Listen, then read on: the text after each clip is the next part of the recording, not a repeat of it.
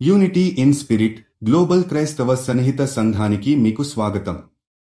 మీరు ప్రార్థన అభ్యర్థనలు పంపాలనుకుంటే లేదా క్రైస్తవ జీవ భాగస్వామిని వెతుకుతున్నట్లయితే mark108.comను విజిట్ చేయండి.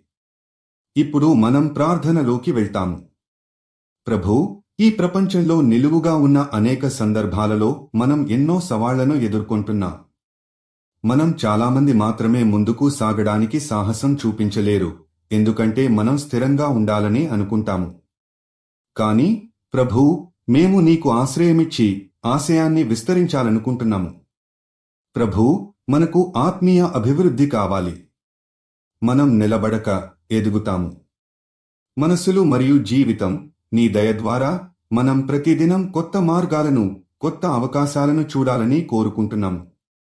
నీ కృపతో మనం నిరంతరంగా ఎదుగుతూ నీలో ప్రేమ, విధి మరియు జ్ఞానం ద్వారా జీవించాలని కోరుకుంటున్నాము.